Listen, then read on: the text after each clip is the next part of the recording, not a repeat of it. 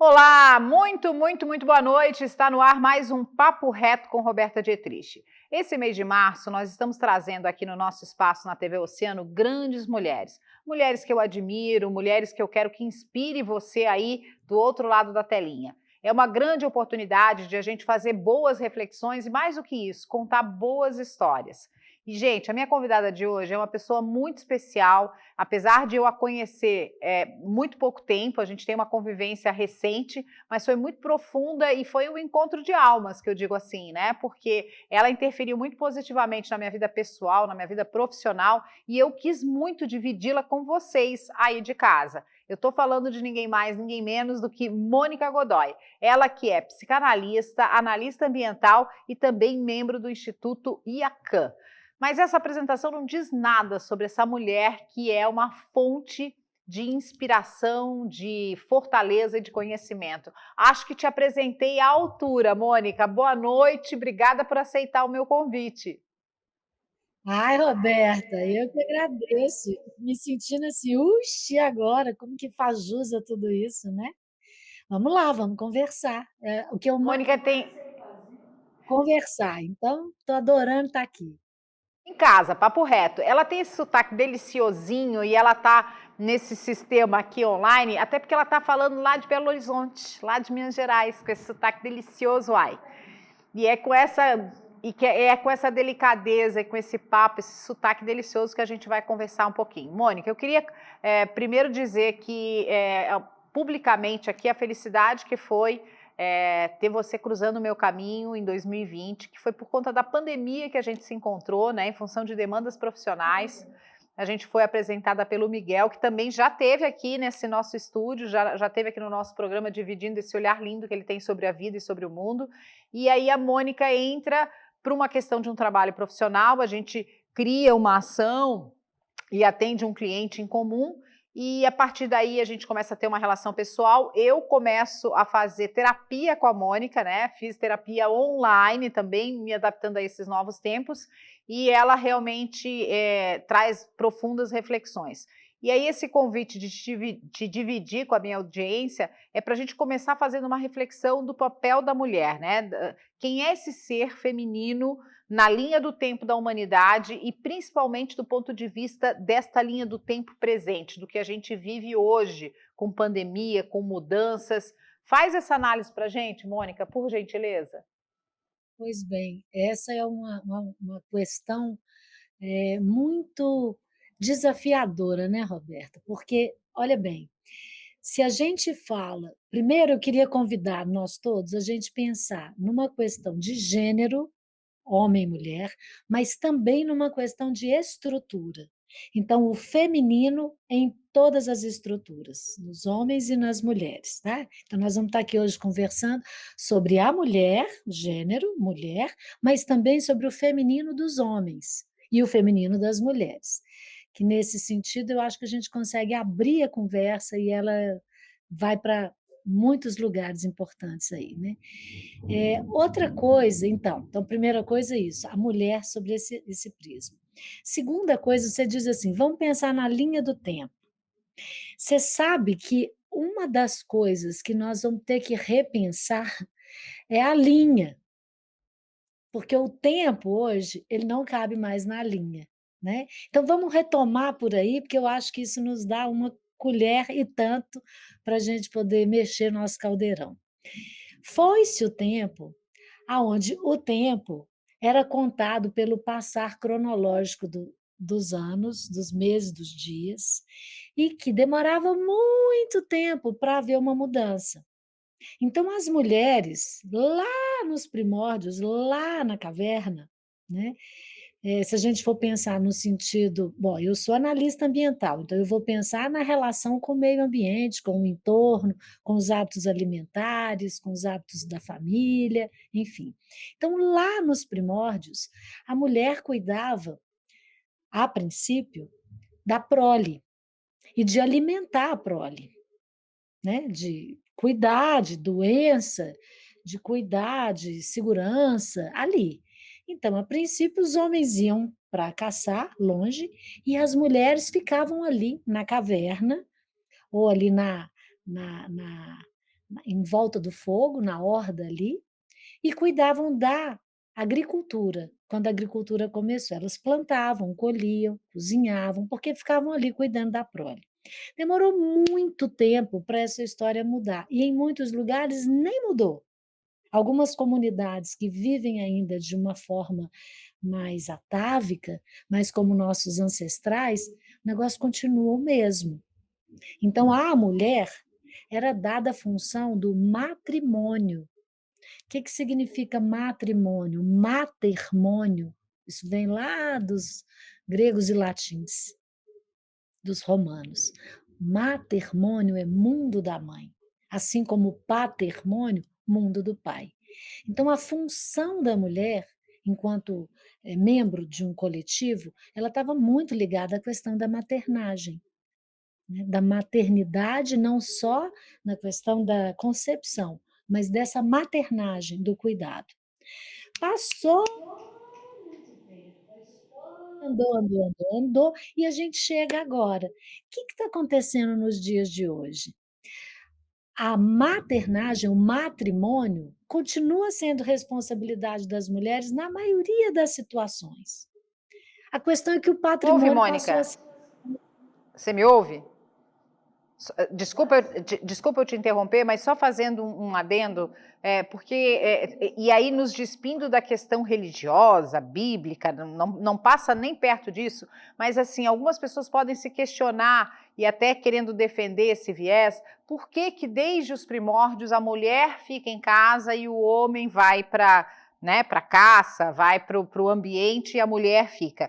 Isso está ligado a aspectos físicos, né? Porque não foi o homem escolheu, olha, agora você fica na caverna e eu vou caçar. Você tem um corpo preparado para gerar, e este gerar pressupõe, né? O efeito disso é uma criaturinha que sai de dentro de você, que se alimenta em você, e isso exige que você fique. E eu que não tenho esse vínculo físico, vou para a rua. Ou seja, não tem nada a ver com Deus escolheu porque ela era mais frágil. Era uma questão técnica, né, Mônica? Esse nome é bom, Roberta, era uma questão de sobrevivência. Se ela for, para começar, ela vivia grávida. Então, se ela fosse para longe da caverna, para ela era perigoso ela não voltar. E alguém tinha que ficar e alguém tinha que ir, porque tinha que cuidar dos pequenos e tinha que cuidar dos pertences. Ali já existia algum pertence. Nós estamos falando aí do momento onde a história começa, né? Então, assim, sim, os registros que a gente tem, nisso não incutia aí nenhuma história de poder, não era por aí. A questão era mesmo uma divisão técnica para a sobrevivência, o objetivo era a sobrevivência. Agora, depois, o que foi feito disso, aí são outros 500, né?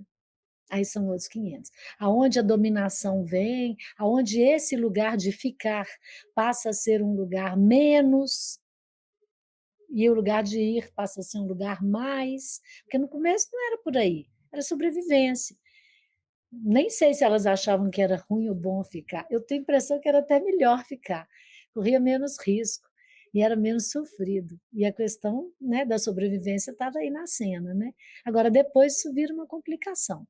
Mas é fato que ter direito hoje, se a gente vamos colocar hoje, quando eu digo hoje, vamos pensar assim, século XXI, aí 21 anos, né? Século XXI.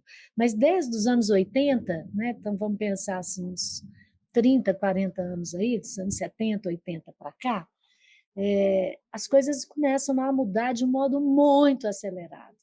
E aí é onde a brincadeira que eu te falei, assim, da linha do tempo, o tempo, a partir da física quântica, a partir da matemática não euclidiana, da geometria não euclidiana, são outras formas aí do conhecimento de se estabelecerem, as coisas passam a se organizar de outra maneira. Então, não tem mais uma linha.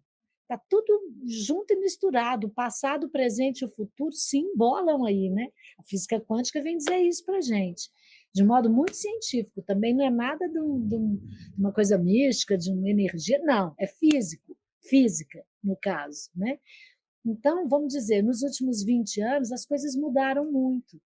O patrimônio e o matrimônio passaram a ser divididos. Não é mais uma questão de gênero. Muitos homens cuidam do matrimônio e muitas mulheres cuidam do patrimônio, né? E mais, a gente hoje tem como uma ideia do que é legal, tô falando a gente o mundo ocidental, né? O mundo oriental, a coisa às vezes é um pouco diferente, em alguns aspectos. Mas no mundo ocidental, o bom é que os dois cuidam de tudo. A gente não cobra isso, que o pai participe. E hoje é estranho uma mãe que não tem uma carreira, uma vida profissional, um dinheiro, né? Então, isso foi para mim uma das grandes mudanças que aconteceram nos últimos, sei lá, 50 anos. E aí eu acho assim, ó, eu percebo que a gente chegou, aí eu estou me colocando no feminino, tá? No mulher, né? No gênero. A gente chegou nesse momento da história com esse posicionamento, com essas conquistas, por que não dizer, né? A gente tem assim informações absurdas do ponto de vista legal, histórico, que apenas na Constituição de 1988, que é muitíssimo recente, o homem não é mais o cabeça do casal. Né? E se estabelece por Constituição que há uma relação de igualdade. Mas, enfim, a gente chegou até aqui, a conquista do voto, mulheres que queimaram sutiã em praça pública, a gente chegou até aqui porque a gente fez por chegar, né? A gente fez por isso. A gente colocou as mãos e a energia, né? A gente, que eu digo, as nossas gerações, as nossas avós, bisavós, uma série de mulheres lutaram muito para que a gente chegasse até aqui. Os homens não. Os homens chegaram até aqui por consequência e efeito, né? Se dependesse deles, obviamente nada disso teria acontecido, a gente ainda estaria lá naquele momento. Então eu vejo que é um momento muito mais difícil para o homem que chegou até aqui sem lutar por isso, sem esperar por isso, sem desejar isso, e ele está meio perdido no meio né, dessa situação dessas conquistas femininas. E embora nós, né, não tem nada garantido, gente. Isso aqui aí é uma luta diária. Talvez a gente demore mais 100 anos para olhar para trás e dizer, meu Deus, eu não acredito que lá atrás a gente ainda discutia a questão de gênero, né? Talvez a gente ainda demore muitos anos. Eu espero que seja muito menos do que a gente demorou até aqui. Como é que você vê hoje essa relação homem-mulher do ponto de vista feminino e masculino? Eu acho que você tem razão. O que acontece hoje é que a gente tem modelos mentais, né, Roberta? A gente funciona, o ser humano funciona a partir de modelos mentais. E olha, para um modelo mental mudar, é preciso pelo menos 3 gerações. 3 gerações. O meu modelo mental, ele vem da minha mãe e da minha avó para chegar em mim. E provavelmente eu vou passar para minha filha e para minha neta. E assim para os homens também. Então, o nosso modelo mental, que ainda é o dos nossos avós, ele é muito cruel, porque promove nas pessoas, homens e mulheres, nas funções, porque é legal pensar também nas funções. O trem é complexo, tem o indivíduo com ele mesmo, mas tem o indivíduo nas funções. Então, o homem enquanto pai, a mulher enquanto mãe, o homem enquanto amante, a mulher enquanto amante, o homem enquanto marido, a mulher enquanto esposa, os dois enquanto profissionais, os dois enquanto sujeitos, enquanto cidadão, enfim, são muitos papéis. E é fato que o nosso modelo mental não combina, ó a complicação da coisa. É isso, gente. O nosso modelo mental, Roberta, é mas o papel que a gente desempenha hoje é outro. Então, muitas vezes, as questões aqui no consultório, porque eu sou psicanalista, né, escuto pessoas há 30 anos. Então, o que eu escuto, não, agora, tinha uma mocinha falando comigo, uma menina bonita, uma fofa de uma menina com 21 anos, com um discurso que parecia minha avó falando. O jeito como ela falava de um ciúme na relação, e que tá, e o moço, não sei o quê. Eu falei, moça, mas parece que você está falando que você tivesse 80 anos. Porque, sim, o nosso modelo mental ainda é dos nossos avós, tanto para os homens quanto para as mulheres. E aí a sua questão, como é que fica o homem hoje, que ele traz um modelo mental? Eu estou falando homem de mamana caducano, vamos dizer assim, de 20 anos até, sei lá, 70, né? Ou de 20 a 50, vamos pegar assim, né? Porque os de 60 são mais adequados o modelo mental deles ao papel que eles ainda hoje são convocados a vivenciar, né? Muitas vezes já como avós, ou aposentando, por ali. Mas a meninada de 30, 40 anos, o bicho está pegando demais para o lado deles, porque o modelo mental deles ainda é do provedor, do chefe da casa, muitas vezes um lugar um pouco machista, que não dá conta de ver a mulher, a sua mulher, num pé de igualdade em muitas questões, principalmente as questões de sexualidade, né? As questões de relação com o corpo. Então, para eles é complexo, porque o negócio ainda funciona de um determinado jeito. Vamos dizer assim, o inconsciente deles ainda está estruturado dentro de um determinado padrão. E eles às vezes nem sabem, nem se dão conta. É só quando o conflito aparece. E o papel que é pedido é outra coisa. Agora, isso não é um privilégio, tá? As meninas também vivem a mesma coisa, as mulheres também estão às voltas com as mesmas questões. A gente desempenha um papel para o qual a gente, às vezes, no modelo mental ainda não atualizou o layout.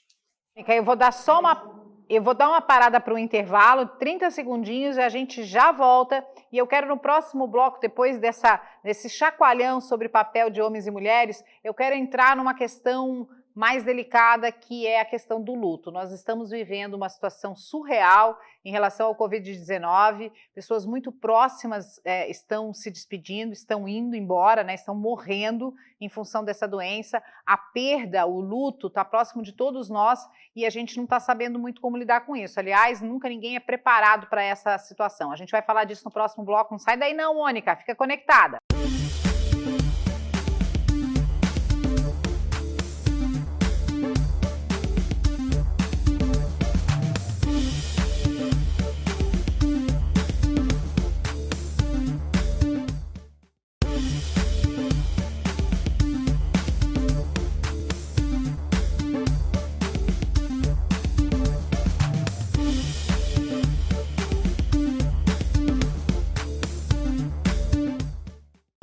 Estamos de volta e esse é o Papo Reto com Roberta Dietrich, hoje recebendo uma pessoa pela qual eu tenho muito carinho e profunda admiração. Eu estou falando da psicanalista, analista ambiental, membro do Instituto IACAN, estou falando de Mônica Godoy. A gente falou no primeiro bloco aí o papel da mulher no processo evolutivo, né, na sua situação atual de conflito, e eu quero entrar agora num viés até do papel da mulher como um ser de solidariedade e de sentimentalidades, né, do ponto de vista do poeta, inclusive, nessa situação que a gente está vivendo do desmantelamento das famílias, né? Muita gente perdendo aí pessoas das mais variadas idades em função do Covid-19. Infelizmente, Mônica, a gente já passa aí do número absurdo de contaminados, no número de 260 mil mortos. Então, assim, é difícil a gente não conhecer alguém que não tenha sido impactado por essa doença através da perda de alguém, né? Da morte de alguém. De uma forma geral, o luto já é uma coisa muito difícil, a gente não é preparado para a morte. Esta situação da doença, do Covid, nos aproximou ainda mais dessa questão e eu quero tratá-la com você. Como é que a gente se prepara para a morte? A gente deve se preparar? Tem como? Pois é, né, Roberta, esse é um assunto, né? Vamos pensar essa história assim, a gente se prepara para a morte? Não. A gente deveria? Deveria. Nesse sentido, eu acho que é assim, né? Bom, a vida é uma tragédia. Por quê? Aí vou te apresentar uma coisa bem legal que eu acho que você nunca pensou nela e você não vai esquecer isso nunca mais. E fica para nós todos pensarmos. A gente tem 3 figuras de linguagem, vamos dizer assim: tragédia, drama e comédia. Vamos lá. A tragédia é aquilo que a gente diz assim: o fim está posto desde o início. Eu já sei o que vai acontecer. O drama é aquilo que a gente não sabe o que vai acontecer. A qualquer hora pode mudar tudo. Então, isso é um drama.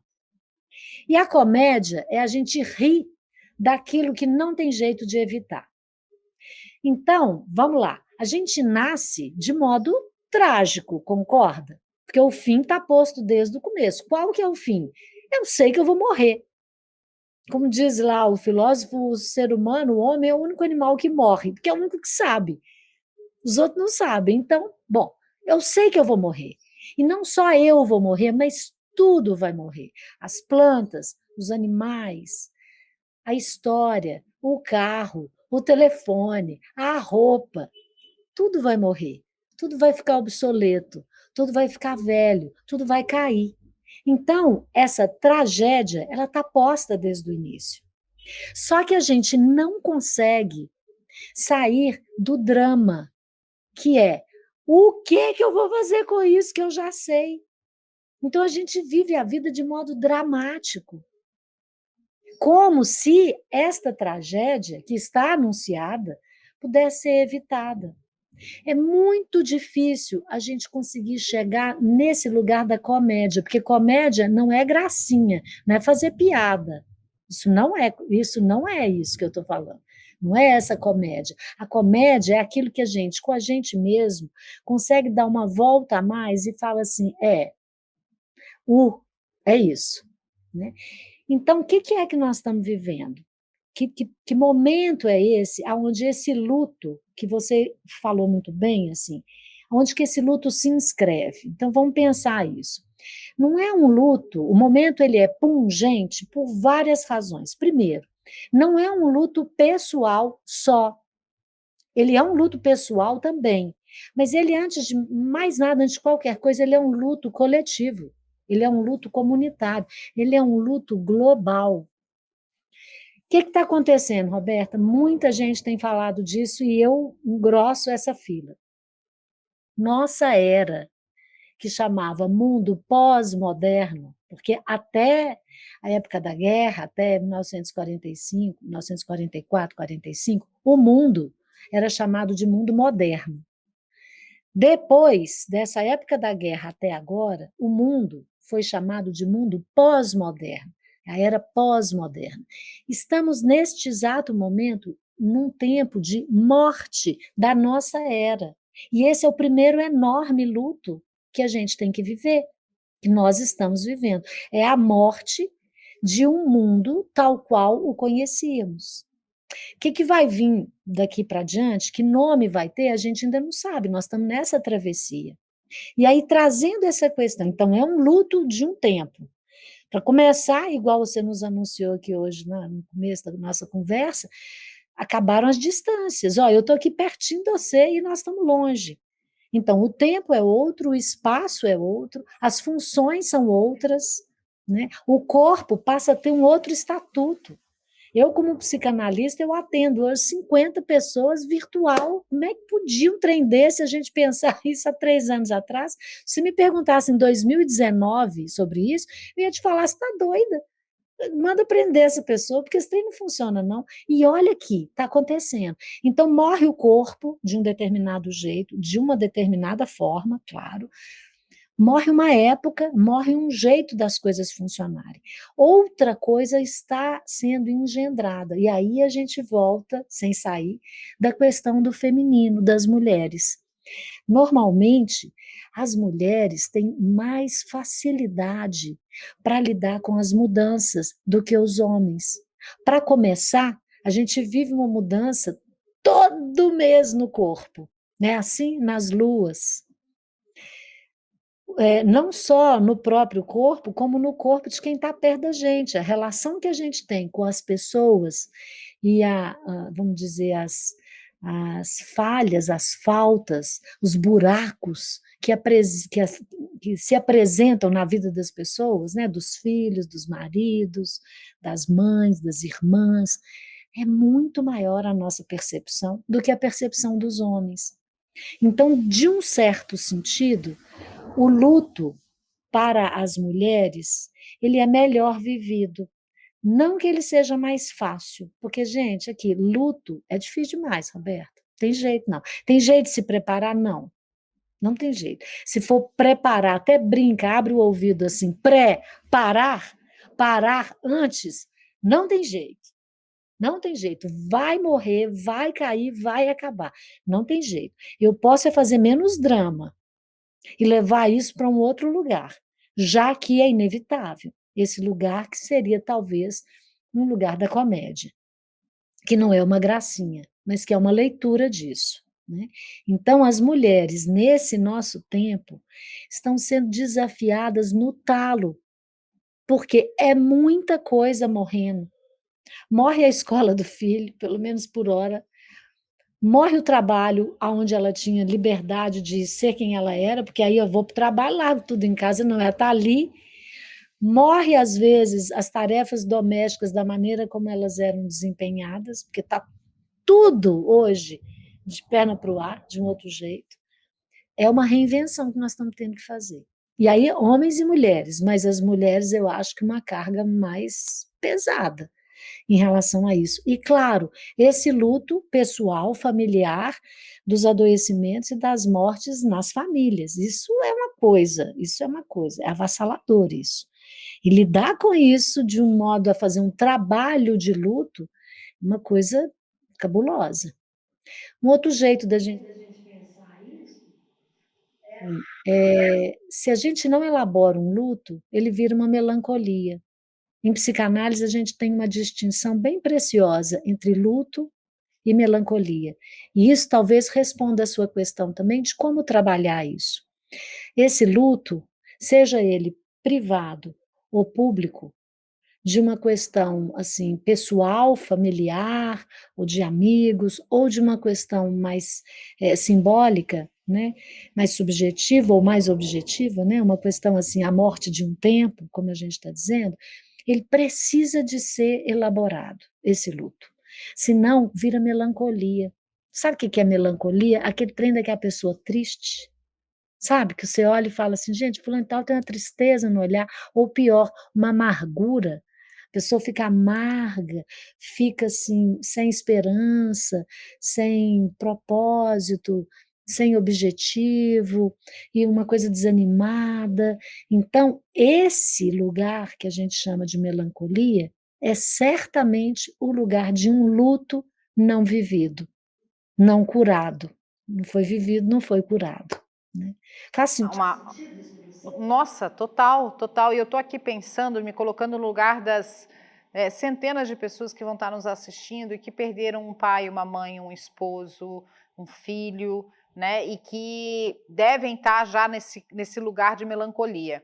Eu vou dar uma paradinha para todo mundo dar uma respirada e no próximo bloco eu quero que a gente volte, Mônica, para falar um pouquinho das questões práticas. Me parece meio, vamos ensinar técnicazinha? Não, não é isso. Mas assim, como é que eu lido com essa perda na prática, né? O que eu me permito fazer, por quais caminhos eu vou, onde é que eu busco ajuda, onde é que eu busco força, porque não é fácil, né? A gente sabe que não é. Vou rapidinho, volto rapidinho também.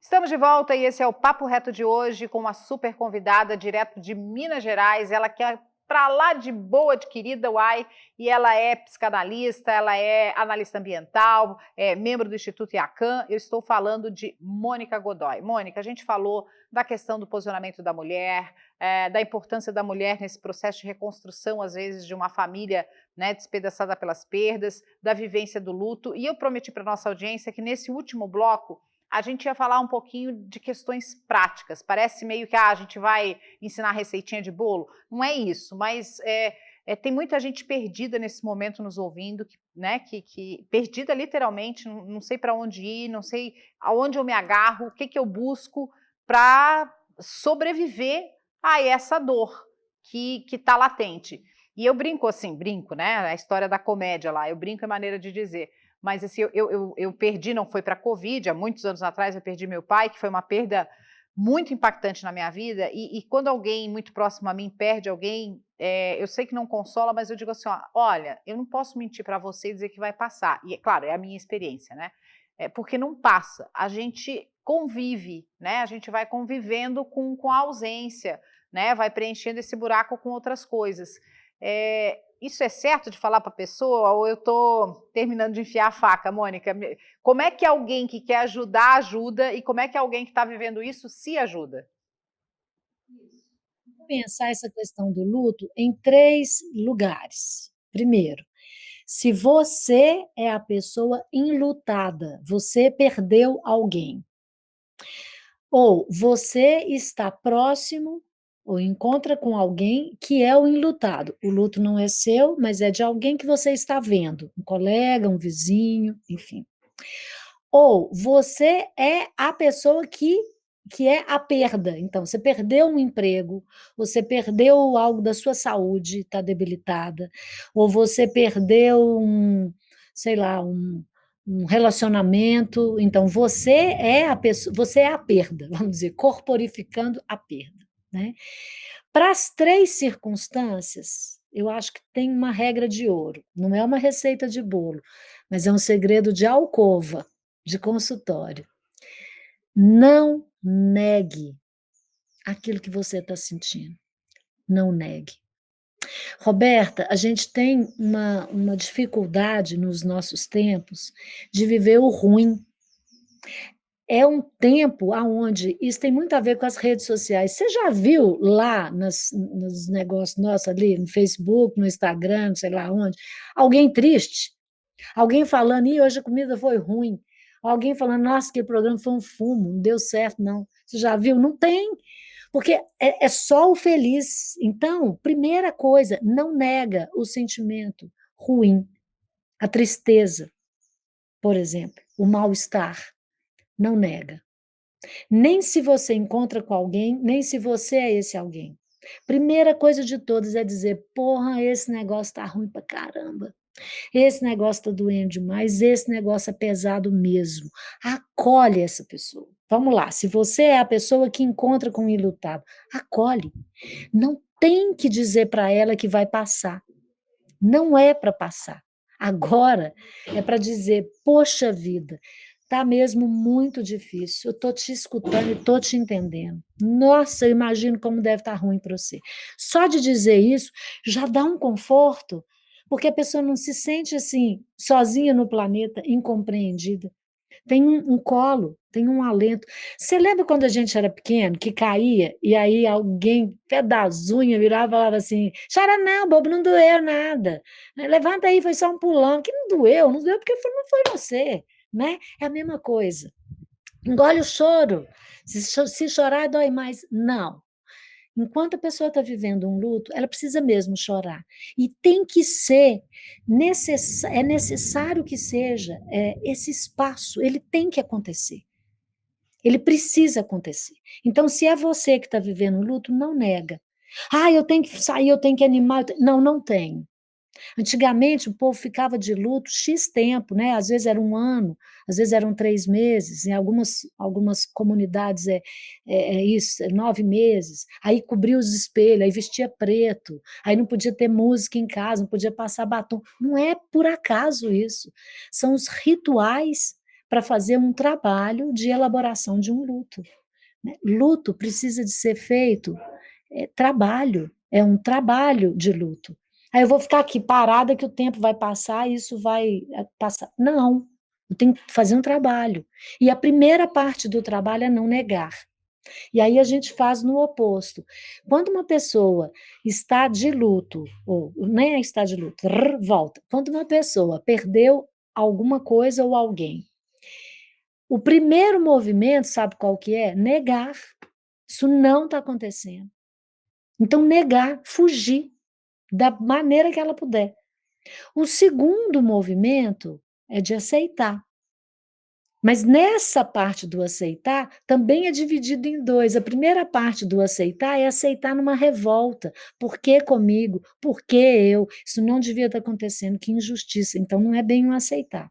Eu não nego mais, mas ainda não aceitei. O segundo movimento do aceitar é aceitar. É dizer, é isso. E luto é sinônimo de tristeza. Tem jeito de evitar isso? Não. Não tem jeito de evitar isso. Tem jeito disso ser menos sofrido? Tem, mas é menos sofrido. Então, primeira coisa é isso, não pode negar, tem que acolher isso. A segunda coisa, busca ajuda. Falar do luto, escutar a sua fala, elaborar esse luto, ele vai acelerar o seu processo de elaborar esse luto. Então, busca ajuda. Os psicólogos, os psicanalistas, os padres, as pessoas que trabalham com espiritualidade, algum bom amigo, busca ajuda. Porque uma das coisas que faz passar é falar, porque a fala elabora. Não é aquela fala igual uma tagarela repetida, repetida, sem nada de novo, não. Não é isso, não. Isso daí reforça um lugar de vítima, porque também não ajuda. Não é isso. Mas essa ajuda, se você puder uma ajuda profissional, é o que tem de melhor. Alguém que vai poder te ajudar a escutar o que, aonde que esse luto pegou em você. Porque, Roberto, você quer saber? Na verdade, tem uma cena antiga, de um filme antigo, que é assim, né? Eu vou descrever a cena. Tá lá o casal, longe assim, e escutam o badalar do sino. E daí ela pergunta para ele: por quem os sinos dobram? O sino batia quando morria alguém. E daí ele diz: dobram por nós. Então é isso, na verdade, quando alguém entra em processo de luto, é porque alguma coisa dentro dela morreu com aquela circunstância.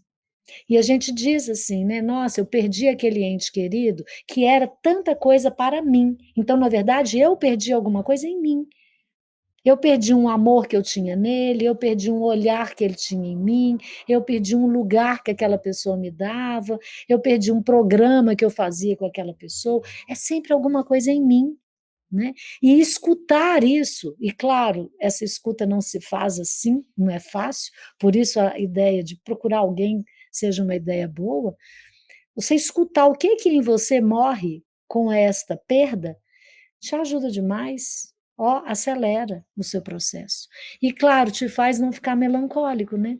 Porque vai que eu perdi uma coisa em mim que me era tão essencial. Isso acontece demais nas relações amorosas, sabe, inclusive mais até do que na morte morrida. E esse tempo de covid, muitas relações estão acabando também, sabe. Houve uma aceleração em relação a isso, porque o convívio muito próximo de casais dentro de casa, os filhos e os pais, está gerando um negócio assim, está aumentando o volume, o que estava ruim fica insuportável. Então a gente tem escutado demais isso, sabe. Então também tem essa outra dimensão do luto, que não é a morte morrida, mas é a morte das relações, né. E saber aonde aquilo te toca, o que que em você morreu, te ajuda. Faz sentido? Mônica, faz todo sentido. Nós vamos precisar de 5 programas, tá? Para a gente tratar todas as vertentes dessas possibilidades.